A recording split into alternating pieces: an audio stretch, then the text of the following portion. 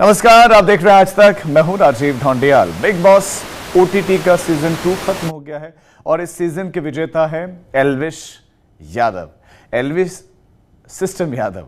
अब wild card entry होने के बाद शो में अपने अंदाज के कारण इतने ज्यादा पॉपुलर हो गए एल्विश के आलिया भट्ट भी उनके फैन हो गए। और बिग बॉस जो नहीं भी देखता है उनको भी एल्विश का अंदाज और उनका सेंस ऑफ ह्यूमर काफी पसंद आ रहा है। लेकिन एल्विश की पहचान सिर्फ बिग बॉस तक ही सीमित नहीं है। पहले एक रिपोर्ट आपको दिखाते हैं।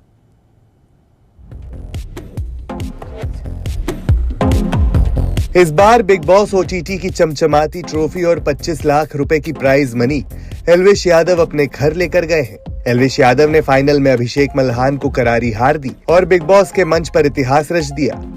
टीवी के बाद ओटीटी पर सबसे ज्यादा देखे जाने वाले शो बिग बॉस ओटीटी 2 का रंगारंग कार्यक्रम के साथ अंत हो गया। मतलब साफ है, सलमान खान ने जनता का फैसला सुनाते हुए बिग बॉस ओटीटी 2 के विजेता की घोषणा कर दी। दरअसल एल्विश यादव पहले ऐसे कंटेस्टेंट हैं जिन्होंने वाइल्ड कार्ड एंट्री लेकर ट्रॉफी अपने नाम की।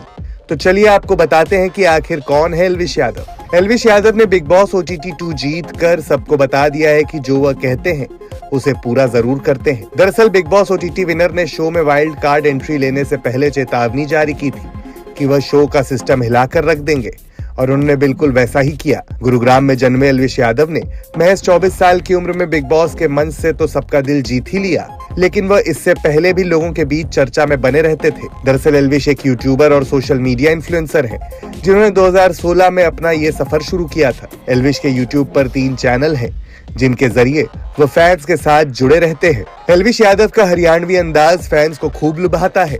वह अपने इसी स्टाइल के लिए दर्शकों के बीच लोकप्रिय है। वह व्लॉग्स, शॉर्ट फिल्म्स और यहाँ तक कि सेलेब्स को रोस्ट करते हुए वीडियोस भी बनाते हैं, जो उन्हें लाइमलाइट में ले आया। एल्विश की पॉपुलैरिटी का अंदाज इस बात से लगाया जा सकता है कि उनके इंस्टाग्राम पर 13 मिलियन फॉलोअर्स हैं और वह हर महीने अपनी वीडियोस के जरिए करीब 8 से 10 लाख रुपए तक कमाते हैं। लेकिन उनका काम यहीं तक सीमित नहीं है। यूट्यूब से पैसा कमाने के बाद एल्विश ने उससे कई और बिजनेस में इन्वेस्ट किया, जिनसे वो बहुत अच्छा पैसा कमाते हैं और एक लग्जरी लाइफस्टाइल जीते हैं। अपने टैलेंट और मेहनत के दम पर हासिल की गई इस कमाई से एल्विश ने खुद का एक क्लोथिंग ब्रांड भी खोला है। इसके साथ ही यूट्यूबर का एक एनजीओ भी है। करोड़ों में खेलने वाले एल्विश यादव की लाइफस्टाइल राजा महाराजाओं से कम नहीं है। उनके पास कई महंगी और लग्जरी गाड़ियां हैं, जिनमें पोर्श 718 बॉक्सटर सबसे महंगी है। इस गाड़ी की कीमत 1 करोड़ 70 लाख से ज्यादा है। एल्विश यादव को गाड़ियों के साथ ही प्रॉपर्टी खरीदने का भी शौक है। एल्विश ने बिग बॉस ओटीटी 2 जीतकर सबको चौंका दिया है और ये बता दिया है कि कहते हैं ना कि जो आप सोचते हैं, जो आप करते हैं, वो आप पाते जरूर हैं। जिसके लिए आप मेहनत करते हैं वो आपको मिलता जरूर है। दरअसल बिग बॉस ओटीटी विनर ने शो में वाइल्ड कार्ड एंट्री ली और पहले एक चेतावनी जारी की थी कि वो शो का सिस्टम हिला कर रख देंगे, और उन्होंने बिल्कुल ऐसे ही किया।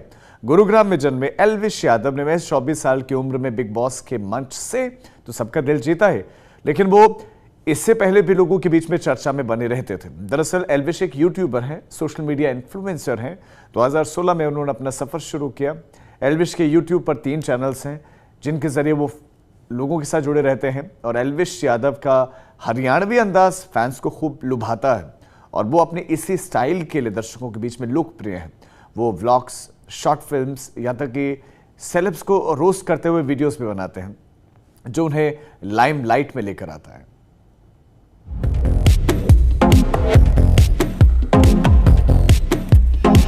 बिग बॉस ओटीटी 2 में वो देखने को मिला जो शो के इतिहास में कभी नहीं हुआ था। वाइल्ड कार्ड कंटेस्टेंट रहे Elvish Yadav big Boss OTT 2 के विनर बन गए। जैसे ही सलमान ने विनर के रूप में एल्विश यादव का नाम लिया और हाथ खड़ा किया, हर कोई देखता रह गया। एल्विश की खुशी का ठिकाना नहीं था। ट्रॉफी जीतने के बाद एल्विश यादव राजाओं की तरह सेट से बाहर निकले। उन्हें देखते ही फैंस ने घेर लिया। एल्विश भी लोगों का प्यार देख हैरान थे और उन्होंने फ्लाइंग किस देकर फैंस को अपना प्यार दिखाया। एल्विश यादव ने 2 मिलियन से भी ज्यादा वोट से अभिषेक मल्हान को मात दी है। वहीं Manisha Rani second runner up रही। एल्विश ने बिग बॉस ओटीटी 2 जीतकर इतिहास रच दिया। एल्विश यादव को जिताने में एल्विश आर्मी का भी बहुत बड़ा हाथ रहा है। बता दें कि एल्विश आर्मी एल्विश यादव की सबसे बड़ी फैन फॉलोइंग है। इस वाइल्ड कार्ड कंटेस्टेंट को जिताने के लिए सोशल मीडिया पर भर भर कर उनका प्रमोशन किया जा रहा था। शो से बाहर आने के बाद जब एल्विश यादव को पता चला कि आलिया भट्ट ने उन्हें सपोर्ट किया था तो खुशी से उनकी आंखें चमक उठी। उन्होंने फ्लाइंग किस देते हुए आलिया को आई लव यू कहा। एल्विश यादव ने शो से बाहर आने के बाद बिग बॉस 17 और आगे के प्लान के बारे में बात की। उन्होंने कहा कि वह 17वें सीजन का हिस्सा नहीं बन पाएंगे, लेकिन भविष्य में जरूर सलमान का शो करना चाहेंगे। मीडिया से बातचीत में एल्विश से पूछा गया कि बिग बॉस 17 में जाने का मौका मिले तो जाना पसंद करोगे, तो एल्विश बोले इस बार वाले में नहीं, क्योंकि अभी मैं अपने घर से बहुत दूर रहा। आगे कभी मौका मिलेगा तो मैं जरूर करूंगा।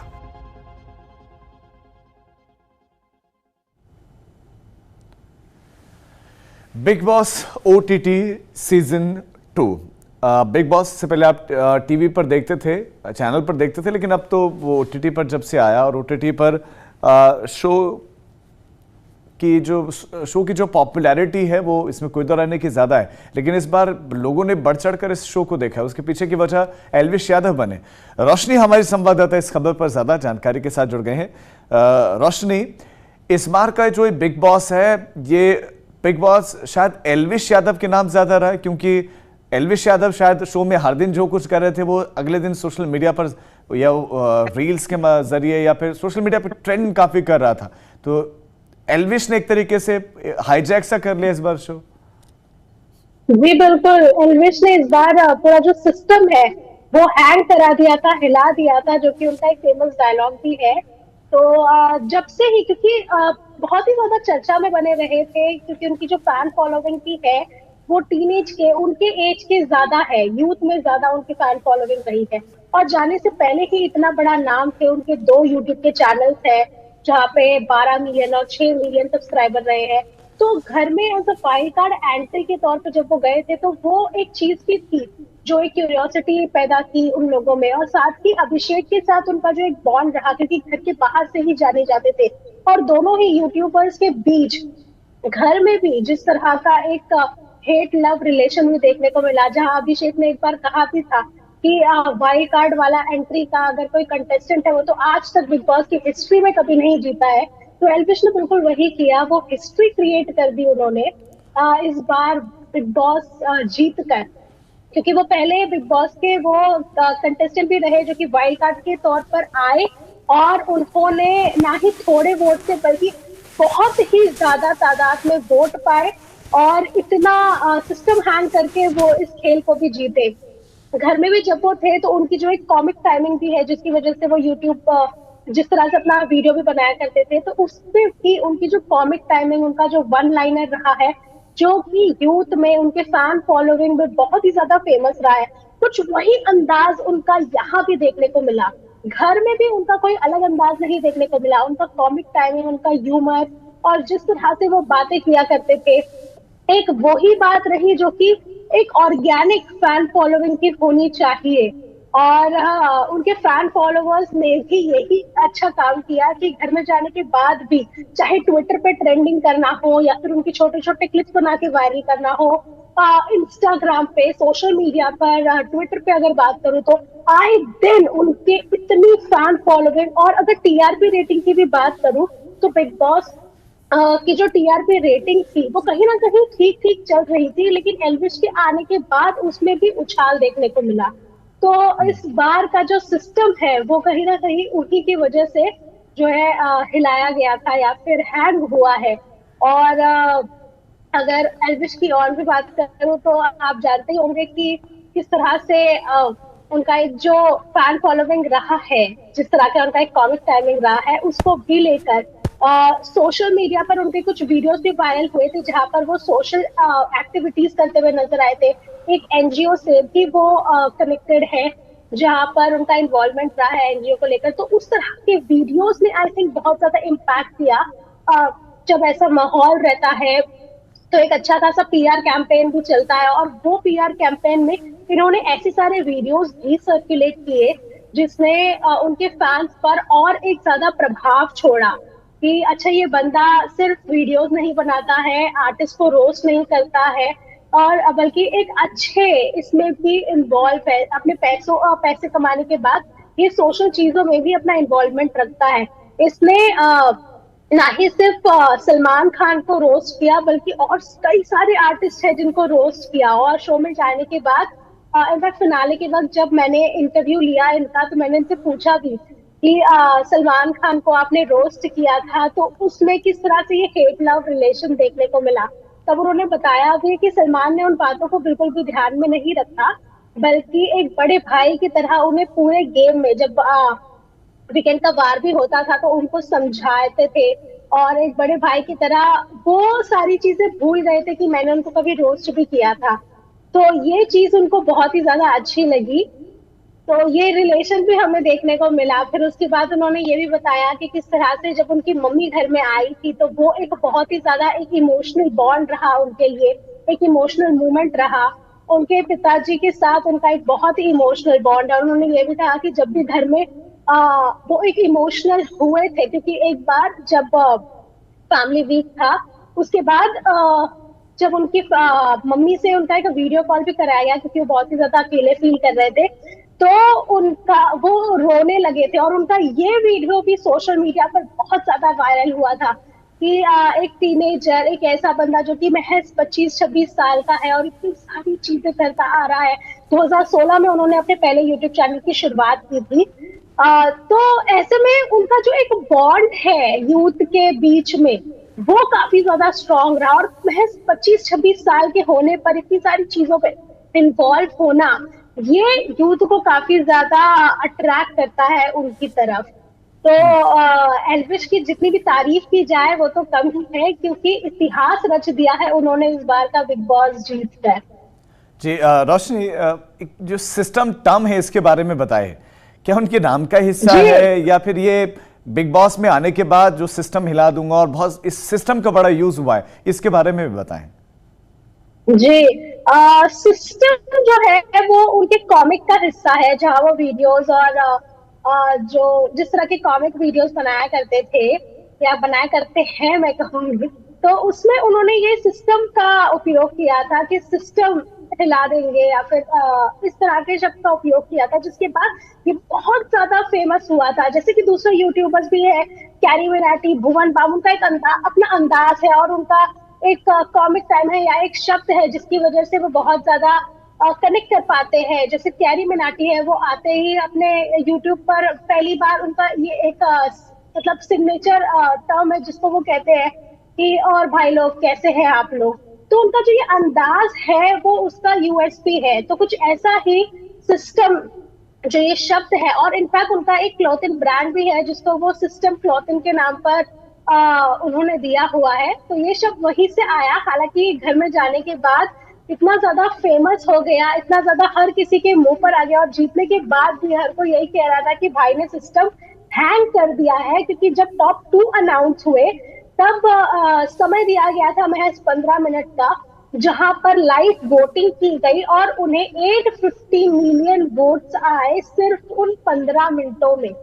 तो ये जो सिस्टम वाला शब्द है इसे बार बार दोहराया गया, हर किसी के द्वारा बोला गया। और जो क्लोथिंग ब्रांड भी है वो भी यूथ में काफी ज्यादा फेमस है। इनफैक्ट जो दूसरे क्लोथिंग ब्रांड है कंपैरेटिवली इनके क्लोथिंग ब्रांड काफी रीजनेबल भी है, जो अगर दूसरे से कंपेयर किया जाए, जो दूसरे सेलिब्रिटीज के क्लोथिंग ब्रांड है। तो ये एक कनेक्शन उनकी तरफ से बना रहा।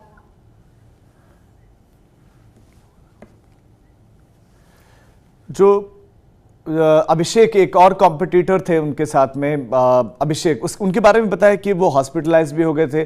क्या वो नहीं थे? अगर वो होते तो शायद कंपटीशन में कुछ और होता, जो है पूरा का पूरा दृश्य एंड का।